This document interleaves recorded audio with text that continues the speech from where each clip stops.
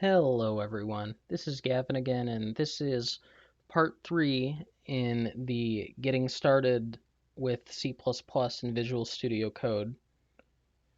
And today, what we're going to talk about is compiling with multiple source code files.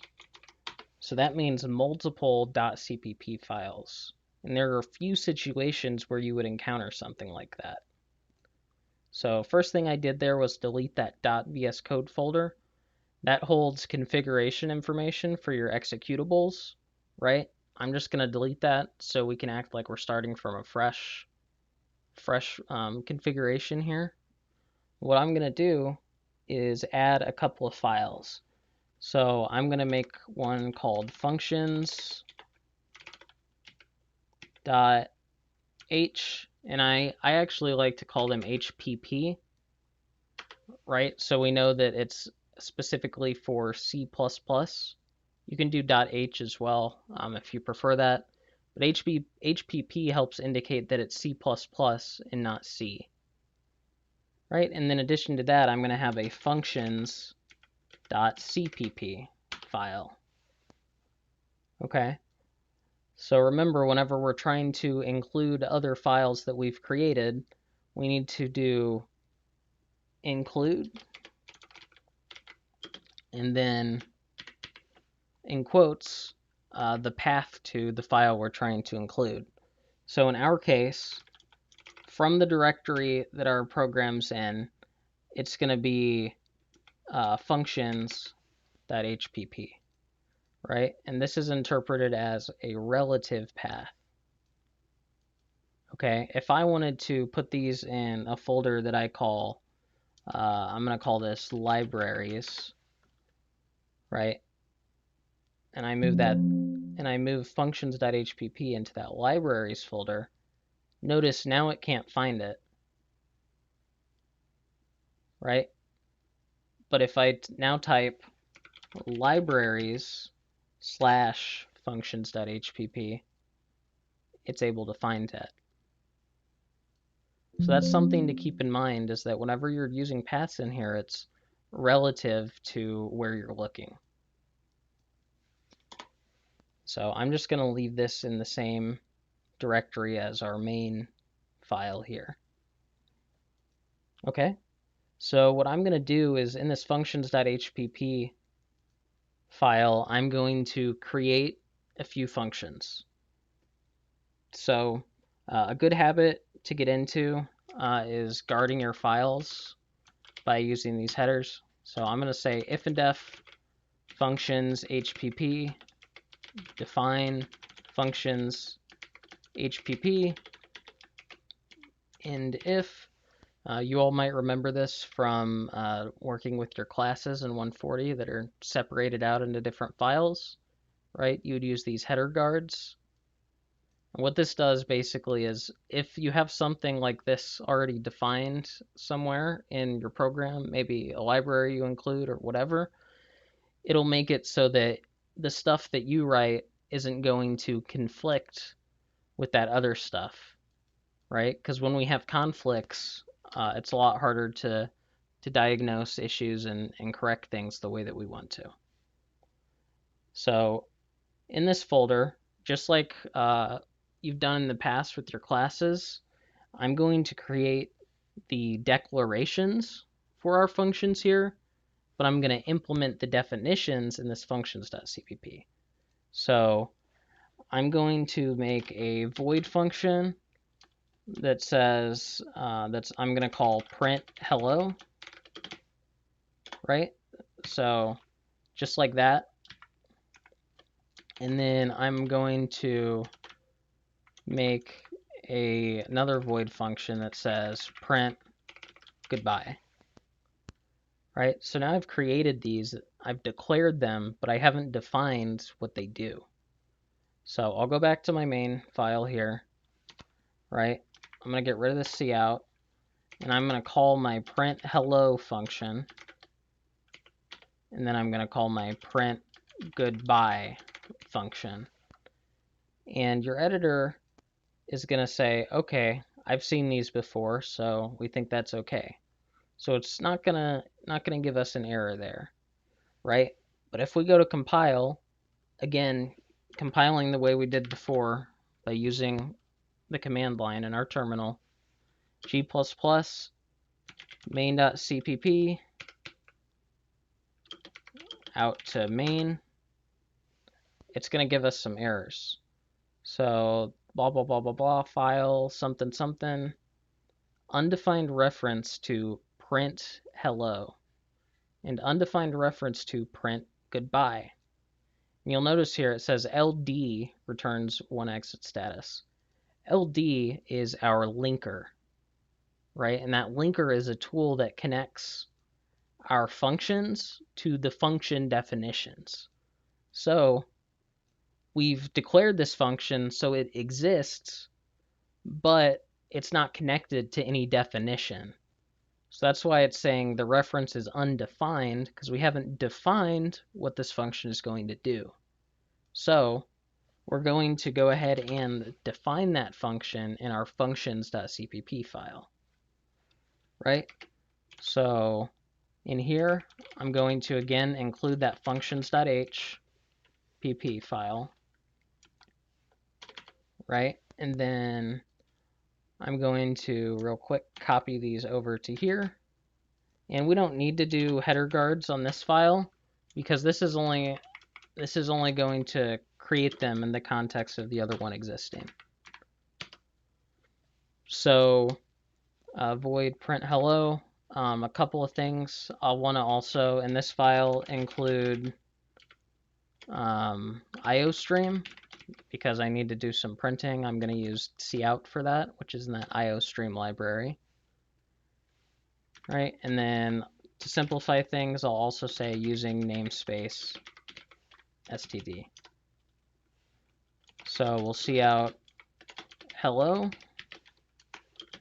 with an indel at the end in that function, and then here I'll cout goodbye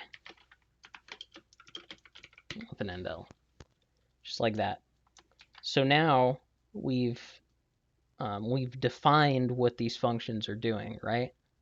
Here we declare them, here we define them, right?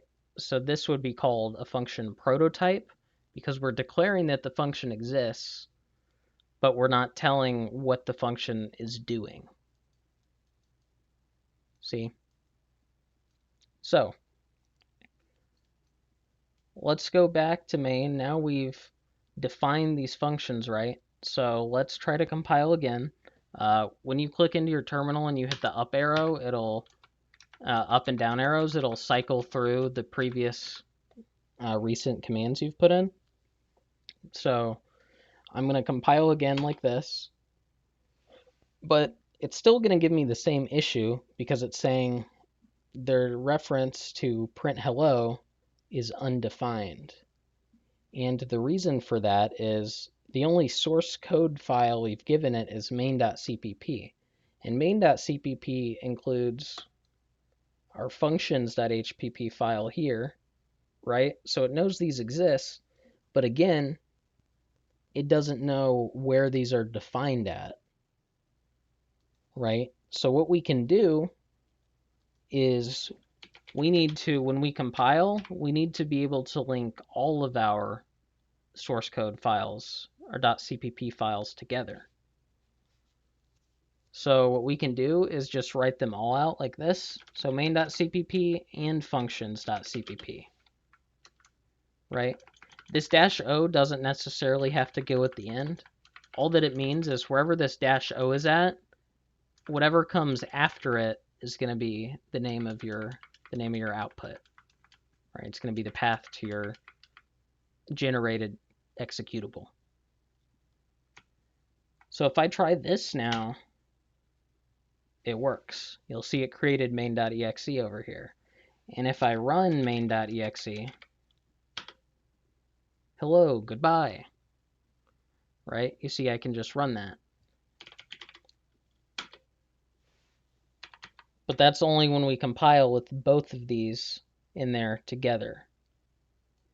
Now, let's see what happens. I'm going to remove this. Let's see what happens when I try to compile this now, but just with this using the button.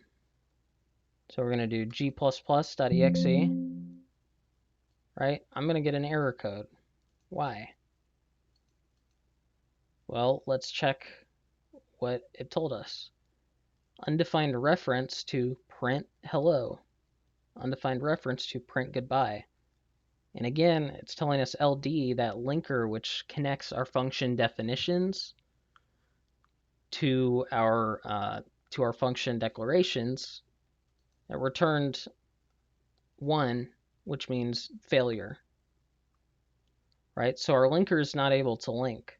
So if we examine the code here that's actually being run, what we will notice is that it's using executing task g++.exe build active file. So it's doing this g++.exe like this. But what's happening is the only input that's being given is main.cpp, and it's not giving functions.cpp, right? You see that? It's just main.cpp, and the output it's creating is called main.exe, right? But because that functions.cpp isn't there, it's not able to compile that. So what we could do actually is just copy this command that it's running, because that's all it's doing is running this command, right? So if we open up our own, PowerShell terminal and paste that in, it's going to do the exact same thing,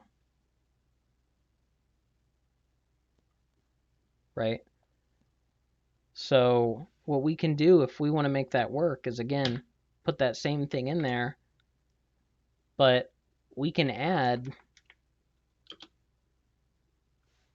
the path to our other source code file if we want. So main.cpp, right? But instead of main.cpp, it's going to be functions.cpp. And now if we run this,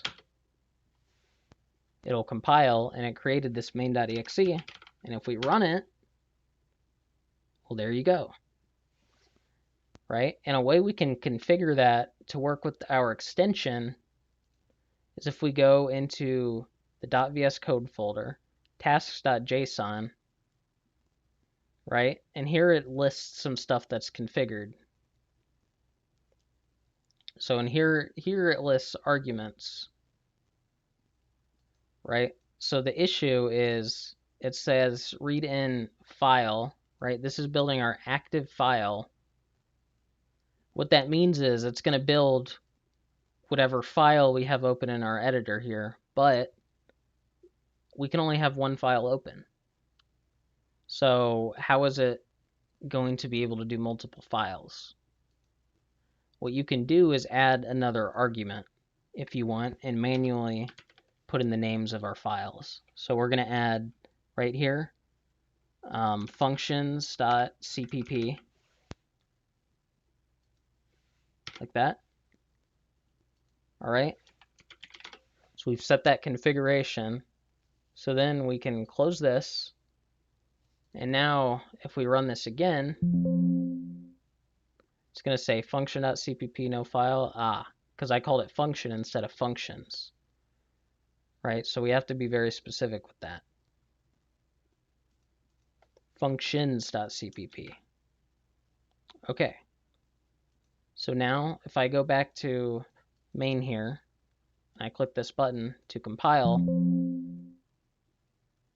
it's still going to say functions.cpp no such file, because it needs the full path to this, not just the relative path. So our full path is actually going to look something like this. I think what we should be able to do is take this file dir name right? This file dir name is the path all the way up to the folder we're in, and then after that, we put functions.cpp.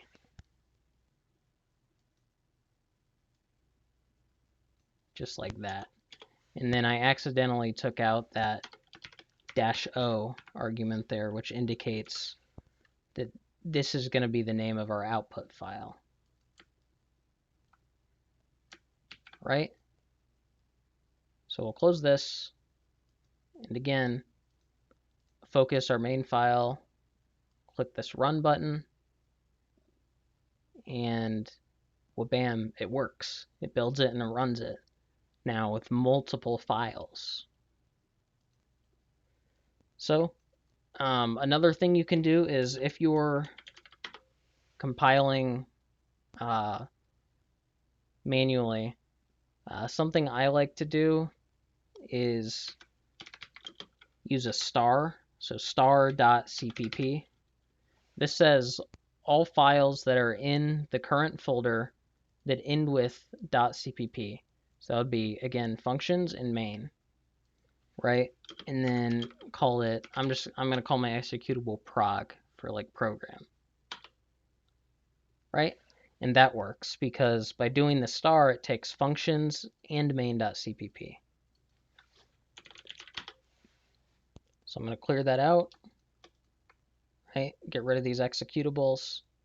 And what I'm actually going to do is I'm going to go in this task.json configuration, and I'm going to go ahead and go into right here. I'm going to leave that output there, but I'm going to take out these arguments here are for our source code files, right? What I'm going to do is just type in here star.cpp, right? And I can take this stuff out if I want, or I can leave it. Doesn't matter, right? But now when I do this, and I click over to my main file, and I click this button to build and run. Let's see what it says. Fatal error, star.cpp, invalid argument. Because, oh yeah, because again, it doesn't know the path that we're looking in. So what we can do, again, is we need to prefix it with the name of the directory that we're in. Like that. So now if I click over to here, I click this button to run. All it does is run all that stuff that we just configured. Then it'll work. And it creates main.exe and it runs main.exe.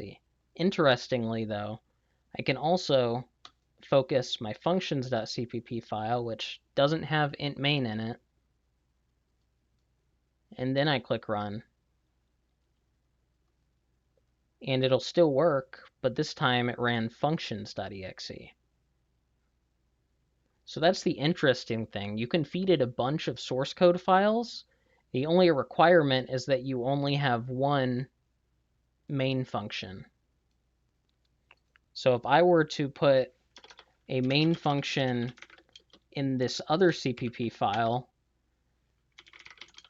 and now I'm returning, now I'm feeding to my compiler some source code that has two int main functions, then it's going to throw a fit. So if I try to run this now, active file terminated with exit code 1. So if we look at here, what it tells us, it says in function main, blah, blah, blah, blah, blah, multiple definition of main. So that's the only real requirement with our C++ programs, is that we can only have one defined int main function. But as long as we only have one, and we have exactly one, right, then that's going to let us know where our program's entry point should be, because it'll treat all the CPP source code files the same way. It's just wherever this int main function at is where it's going to start running from. All right. So that's a little bit about compiling and running your programs, understanding how this stuff works. If you want to set up that configuration, right, you open this .vs code file or folder after running once. You go to this task.json, and here's where it's configured the commands that are actually going to be run when you click that button. So thank you again, everyone, for watching. I hope this helps some of you, and hopefully this can be a reference for you to look back at in the future. So I believe that will conclude our three-part intro series of helping you understand how to set up and run your programs in Visual Studio Code. And I will see you in the next one.